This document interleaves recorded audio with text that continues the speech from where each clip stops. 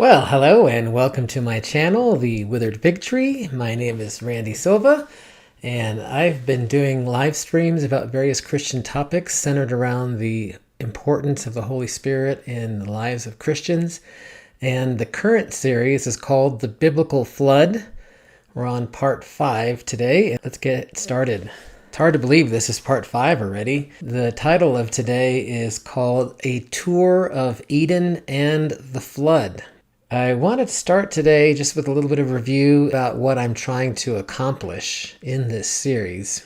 I would put it as trying to piece together biblical clues surrounding the Garden of Eden and the flood narrative, and definitely not being afraid to think outside of the box, being speculative and not necessarily thinking mainstream or traditional lines of thought, because we've had those for thousands of years, and what they describe is typically not compatible with natural science, and a lot of times it's not even internally compatible with the biblical narrative. So I want to work within this biblical framework with flexibility and also understanding this word that I found this week. It's polysemous. Polysemous nature of Hebrew words. I've been using the definition of the word without having the word itself. Polysemous. The polysemous nature of major Hebrew words. The word looks like polysemous, but it's pronounced polysemous. And it's this idea that the same word can not only carry multiple meanings, but also that those words are related and depend highly on context.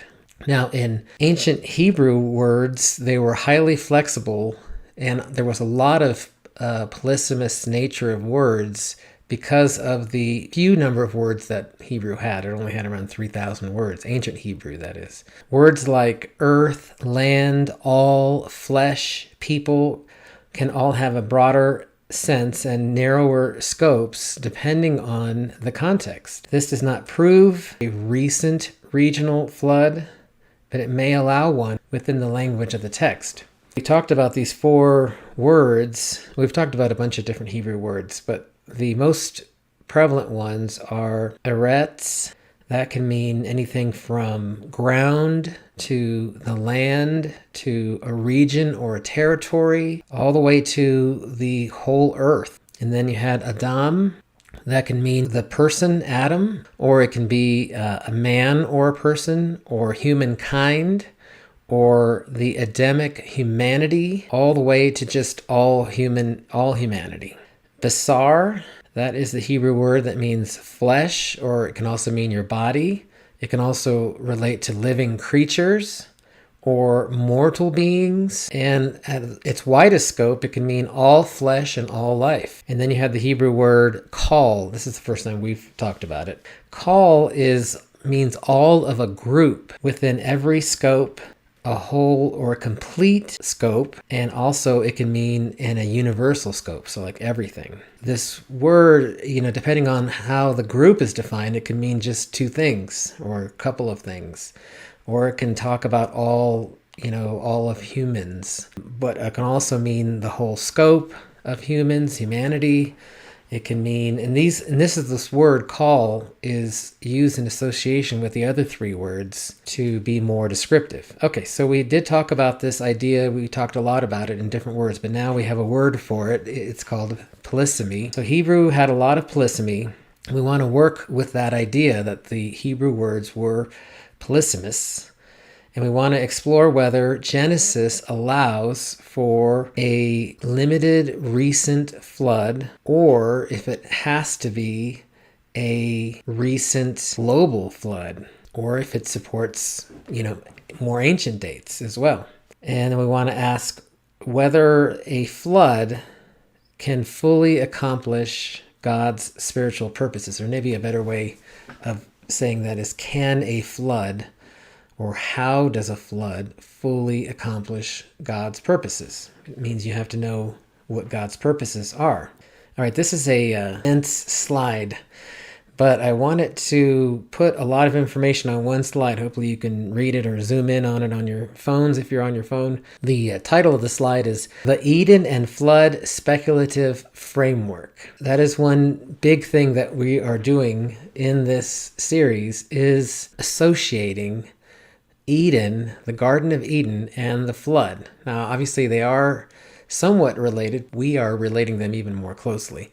And the other reason I wanted to make this dense is because it can act as a reference to this idea that I'm presenting, this speculative framework. In this framework, the Garden of Eden, it is a real and possibly geographically identifiable region. A lot of times theologians will try to say that it's entirely figurative, which of course is their prerogative. That would mean that there really wasn't just a man and a woman in a garden somewhere created by God, and that there wasn't really two special trees of life and the tree of knowledge of good and evil, but that those represented like human choice and the life that God was trying to give to humanity, things like that. But I believe the text describes a real and geographically identifiable region is because the text spends a lot of time describing these four rivers that come from the garden, and two of those rivers are still around, the Euphrates and the Tigris. So it really seems like it's trying to say here was where the garden was. If you go along those lines, then the garden was specially created by God. So the area had been a dry and barren region until God supernaturally watered the whole area with springs. And those springs had enough water to create four major rivers, two of which still remain. And then we also know from the descriptions of the garden that it contained a plethora of fruit trees and other hardwood trees. This other one is kind of an addition to it, because last week I talked about how it's possible that the wood for the ark came from the garden or the trees surrounding the garden. So one way or another, if it had a bunch of fruit trees, then we know that a lot of those are hardwood trees. And that we also know from the description that the garden had two special, very unique trees that weren't found anywhere else on the planet. One was called the Tree of Life, and it granted vitality and an indefinitely long life. So that means that if you were able to continue eating from it, you would live forever. But if you lost access to it, then you would just live a long time after that compared to regular humans. And then the other tree was called the Tree of the Knowledge of Good and Evil, which is a very specific name, and that granted divine knowledge about all that is good and all that is evil. And that, of course, is the tree that God did not want them to eat from, at least at that point in time.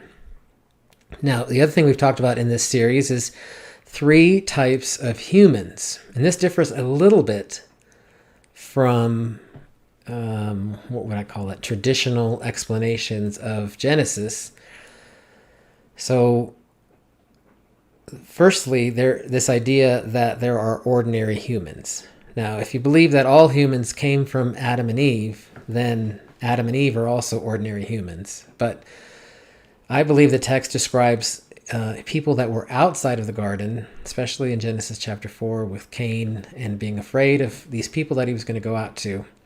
Whenever Cain was not only exiled from the garden, like his parents had been exiled from the garden, but then Cain was further exiled because he killed his brother Abel. So the idea I presented here is that there are ordinary humans outside of the garden that pre-existed the garden and lived outside of it. They were created on day 6, according to the creation account. And they lived outside of the garden. And I would say they probably had no idea that the garden was even there, at least at that time. And I also said that they likely would have then theistically evolved like other animals and lived typical lifespans. So that was an idea that I presented in the first part, that God could create things in a way that they evolved theistically, meaning that he created the natural conditions under which evolution would occur, but then he also could miraculously intervene at times to create new species, especially species like the human species.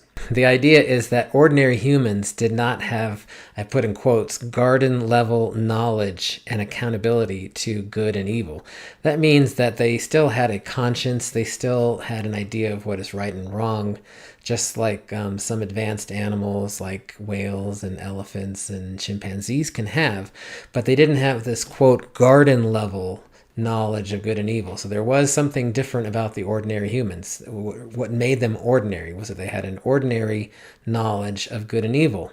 And they lived typical lifespans. They lived outside the garden, and they could have lived outside the garden for thousands and even over 100,000 years.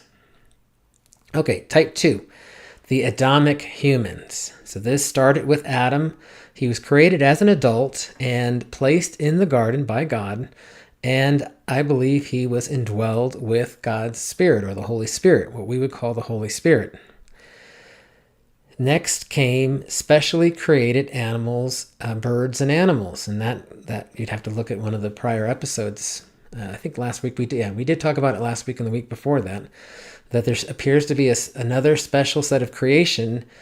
God was creating some special animals that seem to endow extra intelligence and maybe even speaking abilities. We know one of them, the serpent, could speak, and that those were created between the creation of Adam and Eve.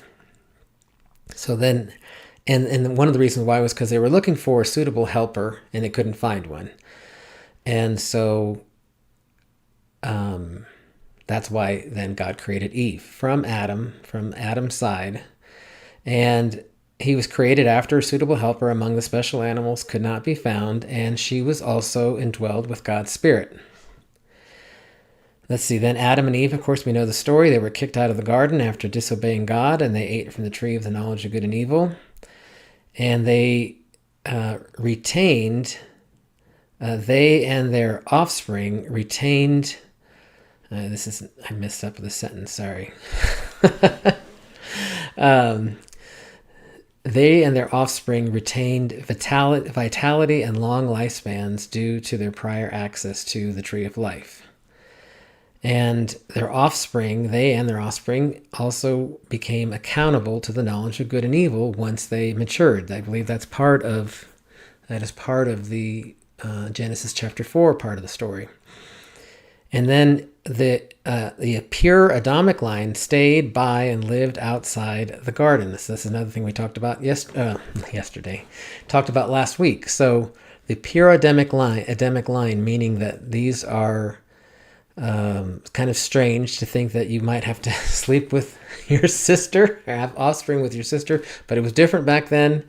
It didn't have certainly the same cultural taboo, and there were only a certain number of people. And so the Adamic line were people who, they were all related to Adam and Eve. They didn't have any ordinary human genetics in them. And they all had these attributes about long life, and then also this miraculous or divine knowledge of good and evil.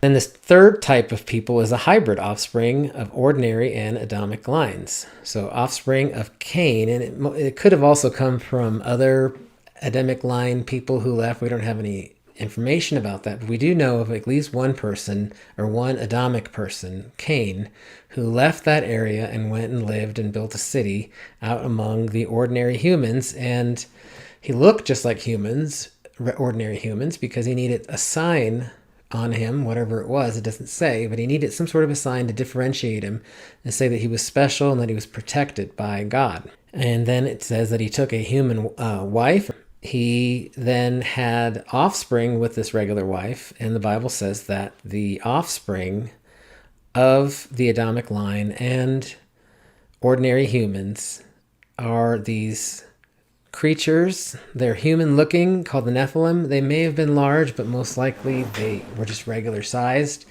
But they were extremely vital, very robust, had longer lifespans, and they were courageous heroes of old, is how it describes them. Now, the only other option that I've heard given is that the sons of God refers to angels or fallen angels, and that they somehow had relations with ordinary humans, and they created the Nephilim. But this particular series, in this series, I am talking about another idea, that it was the sons of God were the Adamic humans, and they were called sons of God because they had been created by God, formed by God specifically. Okay, the garden and the Adamic line needed to be destroyed. So after 9 generations, that's how many generations after, altogether it's 10 generations, but if you don't count Adam generation, there was 9 generations after that to get to Noah. And after 9 generations, it only produced one extraordinary individual, Enoch, who loved God and walked with God, and God took him up. And according to Genesis chapter 6, all of the other, and I believe this is just the Adamic line, but also humans as well, ordinary humans are also evil. They were all just full of evil. And that time was up. And the special garden with its special trees and its special animals and these Adamic humans that lived outside of the garden so that they wouldn't have access to the tree of life, they needed to be destroyed.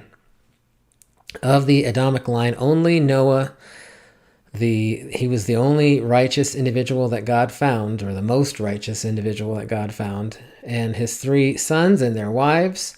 And then it just says pairs of animals, which most people think is pairs of animals from the whole world. But I was saying that this could be if they lived right next to the garden, and it was the garden and the Adamic line that needed to be destroyed.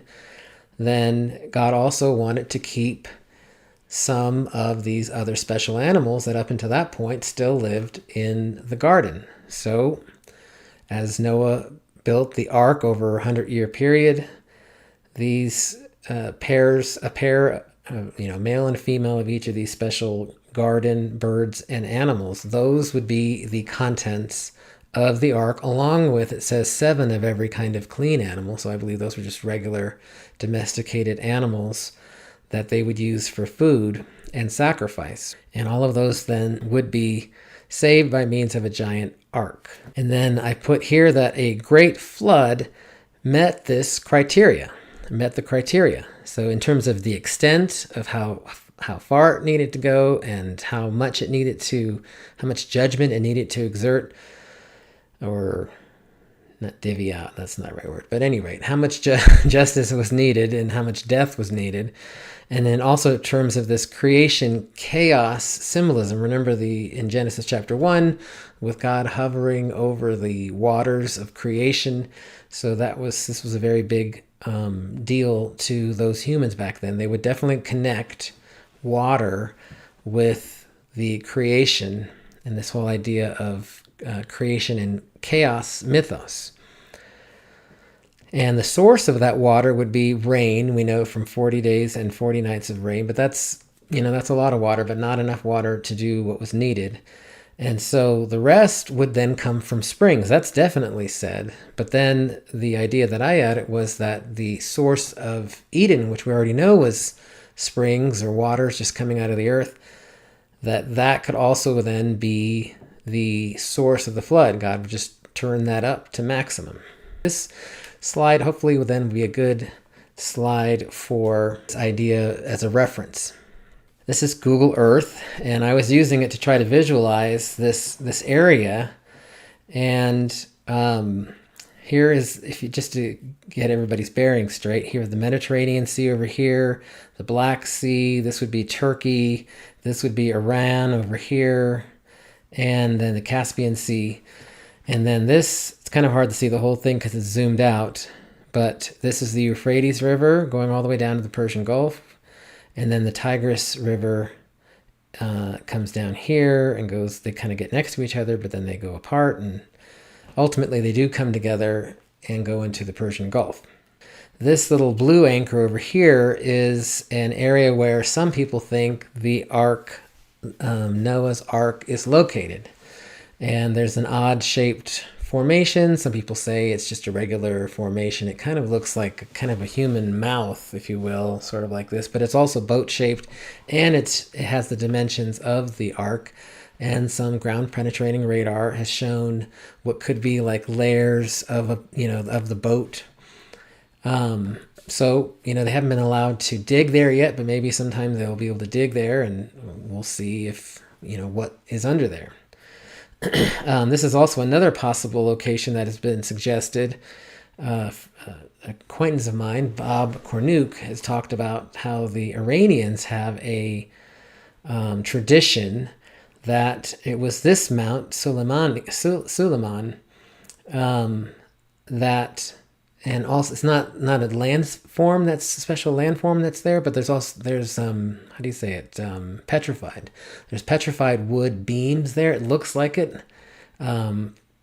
Skeptics or critics think that it's just rock that happens to be, crystallized in long forms, kind of like, you'd see at Devil's Tower or something, or so that's another possible location. I'm not sure if there's any other, but those are the two main locations for the ark that have been posited. Okay, so then also you have this idea of the mountains of Ararat. Now, this is Mount Ararat over here by this yellow, and we'll get to that zoomed in.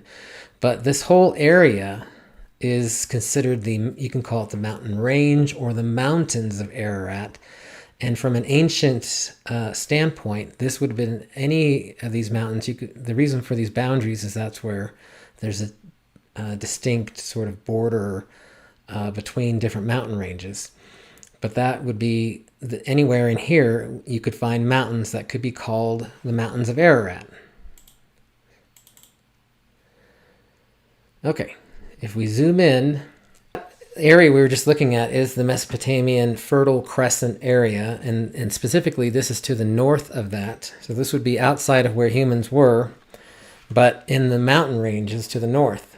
It's difficult to imagine how something could be the source of 4 major river systems. One possibility is that it could have to do with the geography, special geography of the area, and it is very unusual. If they originated from a highland watershed, I guess you could call it, or a basin, then that would be a bigger possibility than originating from a low, flat region. So I should also say that there are 2 regions where people think, they kind of just agree that maybe Edom might have been there. One of them is in the south location, which is right by the Persian Gulf. And the other one is this northern area, which is what I'm showing here, which I think is a better possibility. But for instance, if you look at these 2 lakes, if I zoom in on them, Lake Hazar and the other one is called Eben. This lake right here is stuck in the mountain range at 4,000 feet elevation. This one is down at 2,700 feet, and they're separated by this very thin mountain range. And this river, this water over here, this flows into the Euphrates system, and this one flows into the Tigris water system. It doesn't go into the Euphrates at all. And so you can see how if you have a high basin of water, even if it was higher than this, for instance, if it was even higher at that time, you can see there's an area over here. This one is, I don't know if you can see where I'm pointing actually, but 4,300 feet over here. It gets down to 4,400 feet at some point. So if this was like, for instance, the spring of water, or if over here where Eden 1, the possible Eden number 1 could be, the Bible just says that there's a river that flowed through the garden and then it became the 4 headwaters. So if you had water flowing down here into this lake, and then this lake would be, let's say, even deeper, so that it could overflow into these areas and overflow into this area and maybe overflow into this area, then you would then have 4 different headwaters that started all from this one area. So the idea is that Eden could exist in a high, flat kind of area. And you can even see in this area right here that it's still fertile. You can see these are all farms, and this is modern day Turkey, that this is all very lush, fertile grounds. So then another possible area is this one. We're looking east, by the way. This direction right here is east. So this is north up in this direction over here. So this is another area that's like a mountain bridge between these two areas, and this could also be another location where waters would flow. The spring of Eden would flow this direction, and ultimately in this direction, and maybe down here it would split or something like that. But you can also see that this is very lush, fertile farm ground still to this day. So if this whole area flooded with water and the waters went all the way up to this ridge and even beyond it, then it would go beyond. An ark that was built in this region would be lifted up. The ark's box-like design, lacking a keel or sail, it contained just one high window on the top surface, which was closed up until the flood was done. All that suggests that it wasn't intended for the ark to be navigated or steered. You know, sometimes in children's books and things they'll put like a boat-shaped, ark with a little captain's area or whatever, and Noah up there on the deck. But it wasn't like that. It was just a box. It wasn't a square box. It was a rectangular box, and its shape wouldn't have allowed it to flip over, which is good. But so it would stay upright, but it would just float with the wind and with the currents. So it would have drifted slowly with the wind and the currents during rising waters, and then as those waters settled, it would have moved with those receding waters and then just settled down at some point. So it could have gone, for instance, in this direction and settled, somewhere in these mountains, for instance. Or it could have gone further into this direction. This is all a valley. Or further in this direction, then you'd have these mountains over here. Or depending on how far it floated, it could have floated even down to here. This is only 2,500 feet or so in this area. And there's still, water in these areas. Not from the flood necessarily, but the flood waters would have settled in these basins like the waters currently do from runoff and snow and rain that falls in these mountains. Now, Mount Ararat is way far away from this, to the east. It's a very tall volcano. I think it's almost 17,000 feet, 16 something. And the Juniper site of Noah's Ark. So it's just a little bit to the south of that. And it is this boat-shaped region right here, which is kind of odd.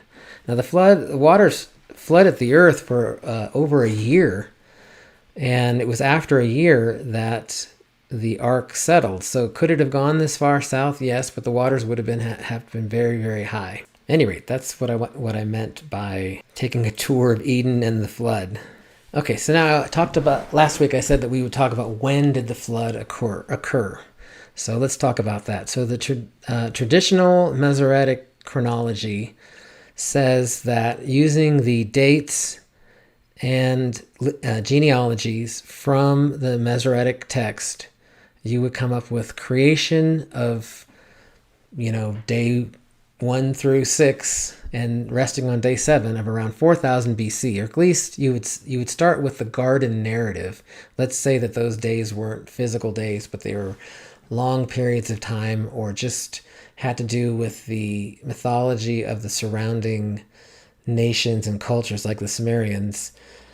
That would start the garden at around 4000 BC. And then working up those 10 generations, that long-lived people, the Adamic line, that would put the flood at around 2350 BC. So that's the date you would get for the flood if you followed the most common traditional biblical timeline.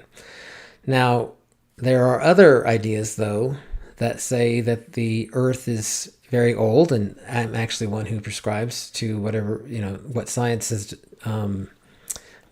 determined to be 4.5 billion years old for the, let's see, did I put that? I did do that, okay. 4.5 billion years old for the Earth and 13.8 billion years old for the whole universe. I believe the Bible fits within that frame. And so with that being the case, then you can have much older flood dates. The flood dates are more related to humans and human culture and human civilization. So I did follow some videos. I put the video and also a link to the video and a link to this gentleman, Dr. Hugh Ross, his book and his channel, and I don't know, channel's not the right word, but yeah, his website channel is called Reasons to Believe. And he goes into quite a bit of detail in his book and in the video. The name of the book is called The Flood Revisited. And he approaches the flood in a different way and dates it relative to the Tower of Babel. So he thinks that you can get a better date for the events of the Tower of Babel and beyond. And then from that, you can work backwards to the date of the flood. And he comes up with a date as recent as 40,000 BC, and he could go as far back as 100,000 BC, but he doesn't think it would be much earlier than that. And how he's able to get such long periods of time, given the genealogies that are in the Bible, is that the idea is that the Hebrews very commonly, and this is a true statement, that Hebrew genealogies often did contain gaps and often were partial. And so if that were the case, and he was willing to go as partial as 10%, meaning that only 10% of the genealogies are there, the other 90% are missing, so those are gaps. And if you do that, then you can get as far back as 100,000 BC. If the gaps aren't as big, then you could get to 40,000 BC. And in his ideas, the Adamic line is more traditional, that the Adamic line is the human line, and that they had long lifespans, perhaps due to their genealogy or something to do with God or something to do with the climate. But those faded over time, as we see in the Bible. And he describes the flood as being worldwide, which is not strictly global. So it's not the whole earth. But what he means by worldwide is that it was the extent of the human population at the time.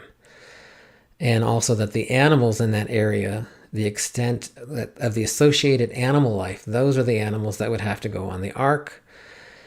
And this region that he defines is the region centered on the Middle East, and it's bounded to the south by northeast Africa, and to the west by the Mediterranean, and to the east by western India, and to the north by the Black Sea. So then I talked about this idea of reverse dating from Babel. Human groups spread out into Europe, Asia, and Africa in the same broad historical era. So I'm not sure, I haven't read the whole book, but I know he goes into details about how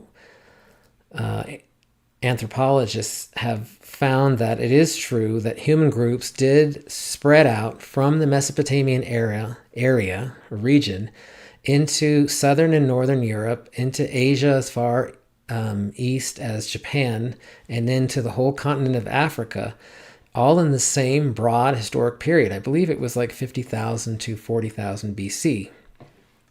And that dating system also aligns with language diversification. And that has to do with the study of linguistics and how long it takes for a unique language to evolve. And so if you had, 10,000 years or 40,000 years to now, then that would make sense with the types of languages that we see. And so obviously this suggests a date much earlier than the traditional Masoretic chronology. And the other thing he says in his book is that the flood evidence would have been obscured by glacial expansion. So in this period from 100,000 BC to even as recent as 10,000 BC, the Earth went through an ice age and had 7 different cycles of becoming more glaciated and becoming less glaciated up until the current time where it's very little glaciation. So we're in a warming period right now, outside of what we would call a glacial era. And so it would be these glacial expansions and recessions that would wipe away any evidence of this large flood that occurred in this area. He also says that the flood would have occurred then in an interglacial period, because the Bible talks about the population increasing. So that would indicate that this was a good time for human life to flourish. So if it was an interglacial period, excuse me, then rain wouldn't have been enough, and also even just springs, that's the word I was trying to think of.